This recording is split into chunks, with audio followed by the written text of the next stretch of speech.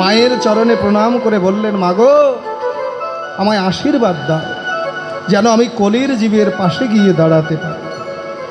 ও মায়েরা, কি গো বাবা, আজকে ভগবান হয়ে মায়ের চরণে প্রণাম করছে, আমরা করতে পারি কি?